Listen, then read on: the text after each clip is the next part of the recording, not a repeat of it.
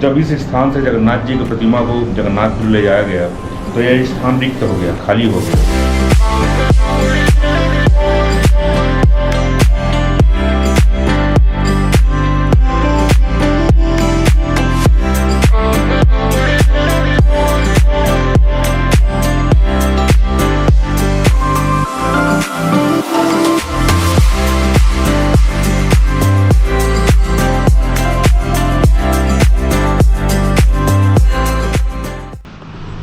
जय श्री राम दोस्तों, एक बार फिर चैनल पे आप सभी का बहुत बहुत स्वागत है।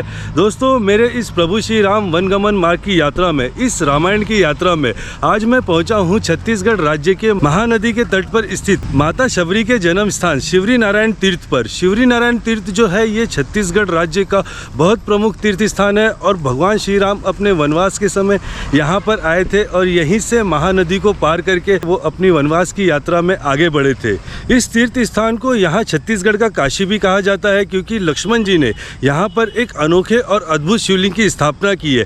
ऐसी शिवलिंग की स्थापना की है जिसमें 1.25 लाख छिद्र हैं। इस जगह को छत्तीसगढ़ का प्रयागराज भी कहा जाता है क्योंकि यहाँ पर छत्तीसगढ़ की 3 प्रमुख नदियाँ महानदी, शिवनाथ नदी और जोख नदी का संगम भी होता है। देश के बड़े बड़े संत महात्मा यहाँ पर शाही स्नान के लिए आते हैं। तो ये जगह यहाँ छत्तीसगढ़ का प्रयाग भी है और इस स्थान को, इस शिवरी नारायण तीर्थ को छत्तीसगढ़ का पुरी जगन्नाथ भी कहा जाता है क्योंकि साल में एक बार जगन्नाथ जी की पूजा वहाँ पुरी के मंदिर में ना होके यहाँ शिवरी नारायण के मंदिर में होती है। बहुत ही प्रमुख तीर्थ स्थान है ये छत्तीसगढ़ राज्य में और आज के इस वीडियो में मैं आपको यही पवित्र धाम शिवरी नारायण के दर्शन कराऊंगा, यहाँ के प्रमुख मंदिर बताऊंगा और यहाँ की यात्रा आप कैसे कर सकते हैं वो सारी जानकारी आज मैं आपको दूंगा। इस वक्त मैं हूँ महानदी के तट पर। ये आप देखेंगे ये महानदी है और आगे यहाँ पर शिवनाथ नदी और जोक नदी से महानदी का संगम होता है। ये जो तीर्थ है छत्तीसगढ़ के प्रमुख शहर बिलासपुर से लगभग 70 किलोमीटर की दूरी पे है। लगातार बिलासपुर से हर आधे घंटे में यहाँ आने के लिए बसेस मिल जाती है। आप 1.5 से 2 घंटे में बिलासपुर से यहाँ पर पहुँचेंगे। तो दोस्तों, अब मैं यहाँ महानदी के तट से चलता हूँ और आपको शिवरी नारायण की यात्रा कराता हूँ।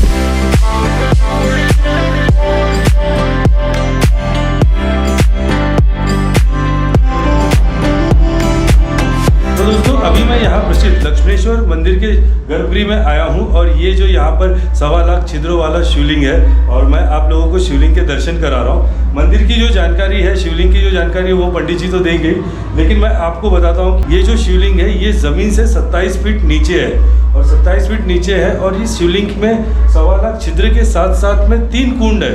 2 कुंड ऐसे हैं जो हमेशा गीले रहते हैं और एक कुंड जो है वो हमेशा सूखा रहता है। यहाँ मंदिर में गर्भगृह के अंदर शिव जी को निरंतर दिन भर जल अभिषेक किया जाता है, लेकिन इसमें जो 2 कुंड है उसमें ही पानी जाते हैं और तीसरा जो कुंड है वो वैसे ही सूखा रहता है। मैं आपको दिखा देता हूँ। तो ये देखिए, ये यहाँ पर शिव जी पे अभिषेक हो रहा है और यहाँ पर आप देखेंगे तो ये पहला कुंड है, काफ़ी गहरा है। ये पहला कुंड है और उसके बगल में ये दूसरा कुंड है। अगर आप इसे देखेंगे तो ये गीली रहती है, इसके अंदर पानी है और यहाँ पे देखेंगे आप ये दोनों कुंड में पानी रहते हैं और जो तीसरा जो कुंड है वो पीछे की तरफ है। मैं आपको पीछे से भी दिखा देता हूँ। तो ये जो कुंड है ये सूखी रहती है। जब लंका का दहन हुआ, रावण का वध हुआ, उसके पूर्व युद्ध के समय में लक्ष्मण जी को शक्तिबाण आघात हुआ था, लगा था उनको हृदय पर। संजीवनी बूटी के माध्यम से घाव तो भर गया, लेकिन जो टीस थी, जो दर्द था वो हृदय पर बना रहा। जब लंकापुरी से भगवान विजय उपरांत जब वापस आए तो लक्ष्मण जी के हृदय पर जो दर्द था वो बढ़ने लगा। इस क्षेत्र में, ये चूँकि क्षेत्र दंडकारण्य कहलाता है और इस दंडक वन में आने पर, इस अरण्य में आने पर दर्द इतना बढ़ा कि भगवान बोले, फिर लक्ष्मण जी बोले, प्रभु कुछ ऐसी व्यवस्था करें ताकि दर्द समाप्त हो जाए, क्योंकि सारे भक्तों के कष्टों को आप दूर करते हो, आपको भाई कष्ट में। तो भगवान के आदेशानुसार उन्होंने भगवान की पार्थिव लिंग की प्रतिमा बनाई जो कि बालू की थी और जैसे ही जल का उन्होंने उसे अभिषेक किया तो जल, वह जो लिंग था अन्य भागों में बढ़ गया। विकृति रूप में भगवान शिव जी महाराज दर्शन दिए और वही जो जल था, अभिषेक जल, आज भी उसी गंगा जमुना के रूप में हम आज भी उसको जानते हैं और पान भी करते हैं, ग्रहण भी करते हैं। उसकी 2 विशेषताएं हैं। जिसको भी कुष्ठ रोग हुआ होगा, जिसे क्षय की बीमारी कहते हैं, जल के पान करने से समूल रूप से समाप्त भी हो जाता है और उसी जल का पान लक्ष्मण जी महाराज ने किया तो उनका जो दर्द था हृदय का वो समूल रूप से समाप्त हो गया। इसलिए यह जो स्थापना है ये त्रेता युग की स्थापना है। जो कि लक्ष्मण जी के द्वारा की गई है। तो दोस्तों ये है लक्ष्मणेश्वर महादेव मंदिर जो शिवरी नारायण में एक बहुत प्रमुख मंदिर है। ये जो मंदिर है ये छत्तीसगढ़ के सबसे बड़े शिव मंदिरों में है और उसके साथ साथ हमारे भारत में जो महादेव के भगवान शिव के जो अद्भुत मंदिर हैं उनमें से एक ये मंदिर है। ये जो मंदिर है ये शिवरी नारायण की यात्रा में बहुत प्रमुख मंदिर है। 3 किलोमीटर दूर करोद नाम की बस्ती में ये मंदिर है, तो आप यहाँ पे दर्शन ज़रूर कीजिए। तो दोस्तों अब मैंने यहाँ पर लक्ष्मणेश्वर महादेव के दर्शन कर लिए। अब मैं यहाँ से आगे चलता हूँ और आप शिवरी नारायण के जो प्रमुख मंदिर हैं वो दिखाता हूँ।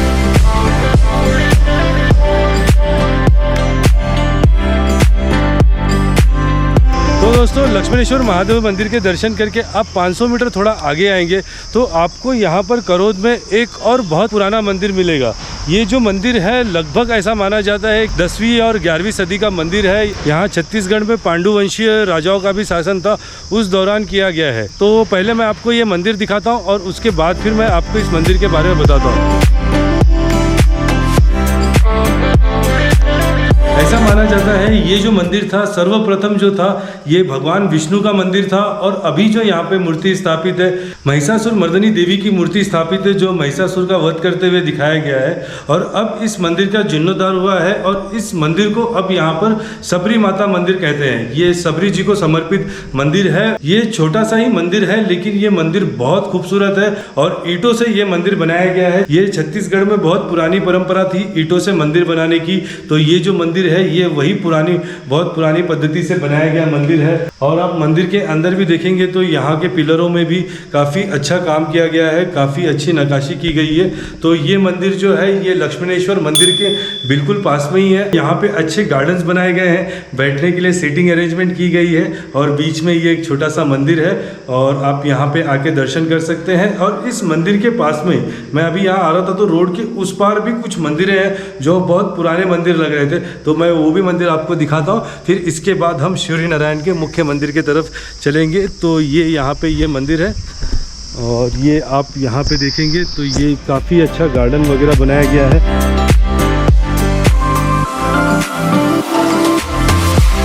तो दोस्तों यहाँ सबरी मंदिर के सामने ये हजारगिरी बाबा का मठ है। उन्होंने यहाँ पर जिंदा समाधि ली थी और यहाँ पर मठ के अंदर प्रभु श्री राम और शिव जी के मंदिर है। और बाहर आप देखेंगे तो ये बहुत खूबसूरत तालाब है। यहाँ पर छत्तीसगढ़ हो या उत्तर प्रदेश हो, बिहार हो, इन सारे स्टेट में ऐसे मंदिर के पास में तालाब बहुत देखने मिलते हैं। अगर आप यहाँ पर देखेंगे तो ये बिल्कुल जो पुराने हो गए मंदिर और इसका देख रखाव कुछ ठीक नहीं हो रहा है, लेकिन ये बहुत खूबसूरत है। तो ये भी एक मठ है, आप यहाँ पे भी आके कुछ समय बिता सकते हैं। और इसके बाद अभी हम चलते हैं यहाँ से शिवरी नारायण पे और जो मुख्य मंदिर है।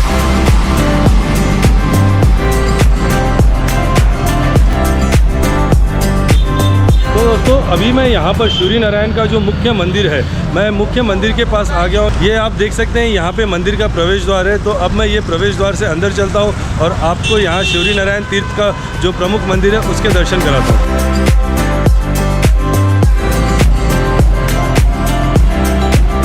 तो दोस्तों मैं अभी ये बाज़ार से होते हुए मेन रोड से आपको हार्डली 100 मीटर अंदर आना है।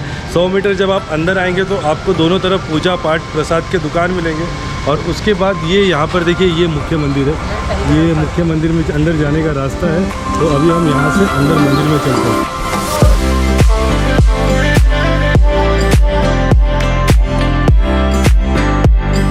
तो दोस्तों जैसे आप मुख्य मंदिर के अंदर प्रवेश करेंगे तो आपको यहाँ पर एक बहुत प्राचीन बरगद का पेड़ मिलेगा।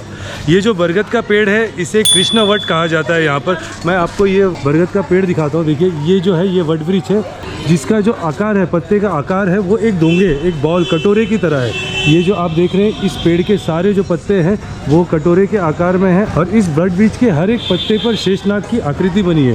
भगवान विष्णु के जो नाग हैं उनकी आकृति हर पत्ते पर मिलेगी। जब कृष्ण भगवान बाल अवतार में थे, इस संसार में जब प्रलय आया था, तब भगवान कृष्ण ने इसी वट वृक्ष के पत्ते पर लेटकर अपनी जो पैर थी वो इस पत्ते के बाहर निकालकर, जमीन पर निकालकर बांसुरी बजाए थे, जिसके वजह से प्रलय रुका था। तो ये ऐसी मान्यता है, ये वही पत्ता है, इसे कृष्ण वट कहा जाता है। जब आप मंदिर में प्रवेश करेंगे तो शिवरी नारायण मंदिर के बिल्कुल पहले जो जैसे आप प्रवेश करेंगे सबसे पहले आपको कृष्ण वट के दर्शन होंगे और उसके आगे ये मुख्य मंदिर है। और यहाँ पर जो है ये वैष्णव पंथ का मठ है। तो पहले हम मठ में चलते हैं, फिर हम मुख्य मंदिर में। ये शिवरी नारायण मंदिर के अंदर एक मठ है और इस मठ के अंदर प्रभु श्री राम को समर्पित एक बहुत विशाल मंदिर है। उसके साथ साथ जब आप यहाँ पर मठ के अंदर आएंगे तो आप यहाँ पे देखेंगे रामेश्वरम राम सेतु का जो पत्थर है, जो तैरता हुआ पत्थर, वो पत्थर यहाँ पर रखा गया है। यहीं पास में शबरी जी प्रभु श्री राम को जूठे बेर खिला रहे हैं, उसकी एक मूर्ति बनाई गई है, गौशाला बनाया गया है। और मैं आपको दिखा देता हूँ, आप यहाँ पे आएंगे तो देखिए यहाँ पर ये शबरी जी की, प्रभु श्री राम जी की, लक्ष्मण जी की यहाँ पर बहुत ही सुंदर मूर्ति बनाई गई है। और इसके पीछे यहाँ पर गौशाला है, वो आप देखेंगे गौशाला है। बहुत सारी गायें हैं जिनकी यहाँ पर देखभाल की जाती है। और यहाँ पर मठ के कमरे हैं जहाँ पर साधु संत जो मठ से जुड़े हुए लोग हैं वो रहते हैं। और ये आप जो यहाँ पे देखेंगे तो ये यहाँ पर मठ के अंदर प्रभु श्री राम जी को समर्पित ये मंदिर है। और इस मंदिर में दर्शन करने के बाद आप यहाँ से फिर बाहर जाएंगे और मुख्य मंदिर में दर्शन करेंगे। तो अभी मैं यहाँ से चलता हूँ बाहर और आपको जो शबरी नारायण मंदिर के जो मुख्य मंदिर है उसके दर्शन कराता हूँ। और यहाँ से आप मुख्य मंदिर में प्रवेश करते हैं। ये ऊपर जो आप शिखर देख रहे हैं ये मुख्य शबरी नारायण मंदिर का शिखर है। तो अभी मैं मंदिर में चलता हूँ और आपको अंदर से मंदिर दिखाता हूँ। ये मंदिर में जाने का रास्ता है, बहुत बड़ा बहुत विशाल मंदिर है ये और जगन्नाथ स्वामी को समर्पित मंदिर है। और यहाँ से आप मंदिर में प्रवेश करते हैं।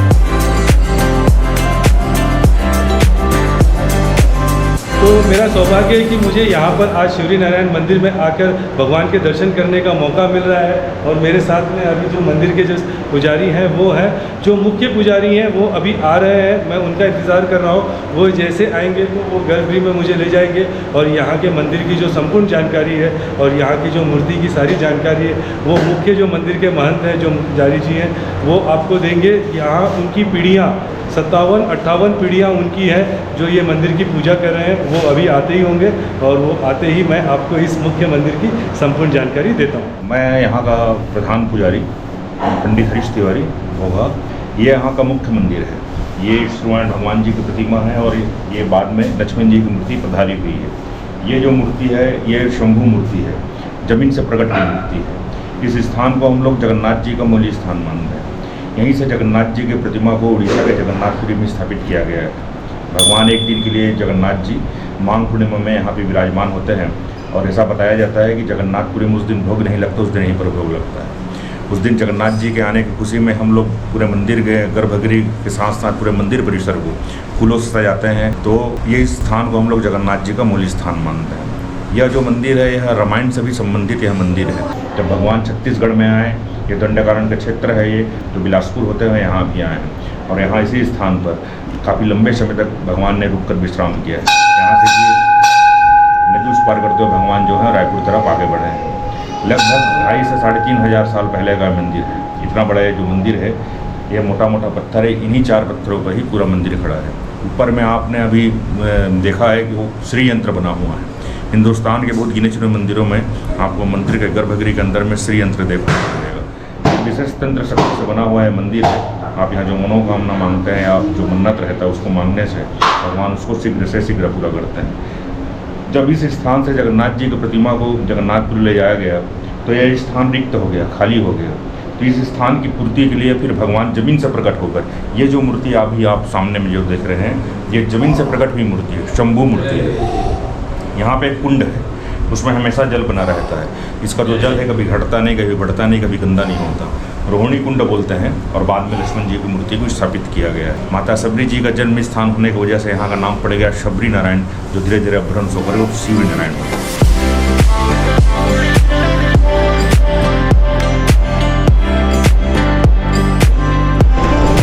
यहाँ जब आप मंदिर में आएंगे तो देखिए आपको भगवान लक्ष्मी नारायण जी की एक अद्भुत मूर्ति देखने मिलेगी, जहाँ पर उनके 10 अवतार के दर्शन एक ही जगह पे होंगे। जैसे आप मुख्य मंदिर से दर्शन करके आएंगे, मुख्य गर्भगृह से दर्शन करके बाहर आएंगे तो यहाँ आपको हनुमान जी का मंदिर मिलेगा। ये देखिए यहाँ पर आपको हनुमान जी के दर्शन होंगे। और हनुमान जी से दर्शन करके जैसे आप आगे बढ़ेंगे, इस तरफ आप जाएंगे तो आपको यहाँ का और एक जो प्रमुख मंदिर है महादेव को समर्पित मंदिर है, आपको महादेव के दर्शन होंगे। ये भी यहाँ शिवरी नारायण मंदिर में ये भी मंदिर भी बहुत प्रमुख महादेव को समर्पित मंदिर है। और जैसे आप मंदिर में आएंगे यहाँ पर तो आपको पहले नंदी जी के दर्शन होंगे। ये जो आप नंदी जी के पास जो बाबा जी देखेंगे, इन बाबा जी के बारे में ऐसी यहाँ पे मान्यता है कि ये साक्षात स्वयं महादेव हैं। अगर आप ये मूर्ति पे देखेंगे और ध्यान से देखेंगे तो ये आपको शिव जी के समान ही लगेगी। यहाँ पर शिव जी जो है वो झूले में बैठे हैं और उनके जो है यहाँ पे जटा, इनकी जटा बंधी हुई है, रुद्राक्ष की माला है और वही जो स्वरूप है इनका शिव जी का स्वरूप है। तो यहाँ पर ऐसी मान्यता है कि स्वयं महादेव यहाँ पर चंद्रचूड़ महादेव की आराधना करते हैं। तो जब आप मंदिर में आएंगे तो नंदी जी के सामने ही आपको महादेव के दर्शन होंगे, बाबा जी के जो दर्शन है बाबा जी के रूप में, और उसके बाद फिर ये आप गर्भगृह में जाके शिव जी के दर्शन। तो दोस्तों जैसे आप चंद्रचूड़ महादेव के दर्शन करके पीछे आएंगे तो यहाँ पर देखिए आपको शबरी जी का एक प्राचीन मंदिर मिलेगा। ये जो स्थान है शिवरी नारायण, ये शबरी जी का जन्म स्थान है। ये भगवान विष्णु का मंदिर है और भगवान विष्णु के मंदिर में ही शबरी जी जो थी वो भगवान की आराधना करती थी। इस मंदिर का निर्माण उस समय हुआ था जब 6 महीना दिन और 6 महीना रात हुआ करता था और रात के समय में इस मंदिर का निर्माण हुआ था और 6 महीने के बाद जब सुबह हुआ तो इस मंदिर का जो काम था वो अधूरा ही रह गया था। मैं आपको अंदर मंदिर के अंदर ले चलता हूँ और आपको दिखाता हूँ कि कैसे वो काम अधूरा रह गया था। तो जैसे आप ये मंदिर के अंदर आएंगे, ये आप देख सकते हैं काफ़ी प्राचीन मंदिर आपको दिखेगा। ये पूरे पत्थर से बना हुआ मंदिर है और जब आप मंदिर के अंदर यहाँ पे आते हैं तो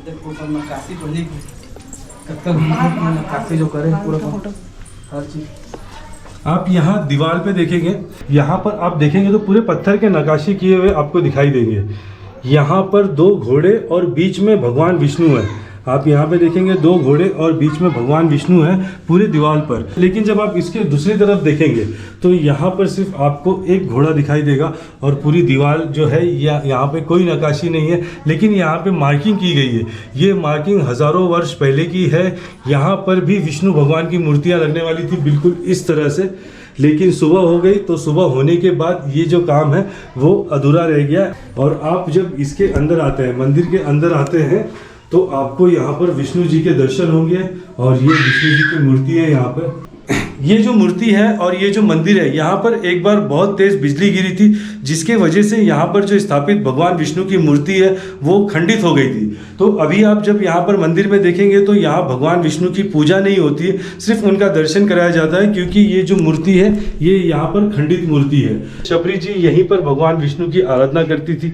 ये वही विष्णु मंदिर है। जैसे आप चंद्रचूड़ महादेव के दर्शन करके आएंगे तो आपको यहाँ पर ये मंदिर के दर्शन होंगे और इसके बाद फिर आप यहाँ पर जाएंगे तो ये देखिए ये हनुमान जी का मंदिर है जो मैंने आपको दिखाया। और ये हनुमान जी के बिल्कुल सामने यहाँ पर आप देखेंगे तो यहाँ पे दक्षिण मुखी हनुमान जी हैं। ये यहाँ पे दक्षिण मुखी हनुमान जी है, ये अंदर बंद है। ये जो जगह है ये वैष्णव पंथ, भगवान विष्णु को मानने वाले जो पंथ है उनका ये मंदिर है, लेकिन ये पहले जो था भगवान शिव को मानने वाले जो पंथ है उनका था। तो जब आप यहाँ पे देखेंगे तो एक यहाँ पे मठ है, ये छोटा सा मठ है। ये भगवान शिव के शैव पंथ जो होते थे उनका ये मठ है, वो यहाँ पर रहकर भगवान शिव की आराधना करते थे। ये मुख्य मंदिर है यहाँ पर। और यहाँ से आप थोड़ा आगे आएंगे तो ये देखिए आप थोड़ा सा यहाँ पे आगे आएंगे तो यहाँ पे आपको भगवान राम की चरण पादुका दिखाई देंगे। यहाँ पर आपको चरण पादुका के दर्शन होंगे। मंदिर में जब आप दर्शन कर लेंगे मुख्य मंदिर से तो यहाँ से ये एक गली जाती है मंदिर के अंदर से ही। ये गली से आप कुछ कदम आगे चलकर जाएंगे तो आप महानदी के तट पर पहुँच जाएंगे, जिसे यहाँ पर गुप्त गोदावरी कहा जाता है। तो गुप्त गोदावरी है, यहाँ पर 3 नदियों का संगम होता है। मैं चलता हूँ यहाँ पर महानदी के घाट पर और मैं आपको महानदी के संगम जो गुप्त गोदावरी का संगम है वो संगम दिखाता हूँ। ये गलियाँ हैं, इस गली से जाएंगे।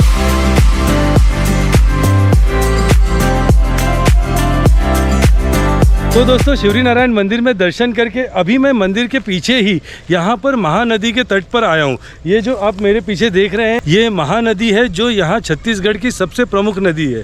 यहाँ शिवरी नारायण में छत्तीसगढ़ की 3 प्रमुख नदियाँ महानदी, शिवनाथ नदी और जोक नदी का संगम होता है। और माघ पूर्णिमा के दिन पर पूरे देश भर से साधु संत समाज के लोग यहाँ पर शाही स्नान करने आते हैं और यहाँ पर मेला लगता है। शिवरी नारायण का मेला यहाँ छत्तीसगढ़ में बहुत प्रसिद्ध है। तो दोस्तों ये है शिवरी नारायण तीर्थ प्रभु श्री राम वनवास मार्ग यात्रा का एक बहुत ही प्रमुख तीर्थ। प्रभु श्री राम अपने वनगमन के समय यहाँ पर आए थे और इसी महानदी को पार करके वो यहाँ से तुरतुरिया गए थे। आने वाले वीडियो में हम तुरतुरिया धाम जाएंगे और मैं आपको तुरतुरिया धाम की जानकारी दूंगा। तो दोस्तों आज के इस वीडियो को मैं यहीं महानदी के तट पे एंड करता हूँ। आई होप, मैं उम्मीद करता हूँ आपको ये मेरा वीडियो पसंद आया होगा और आपको शिवरी नारायण मंदिर के बारे में और यहाँ के तीर्थों के बारे में बहुत सारी जानकारी मिली होगी। तो दोस्तों आज के लिए बस इतना ही, मिलते हैं बहुत जल्दी अगले वीडियो में। तब तक के लिए बाय, सी यू, जय श्री राम।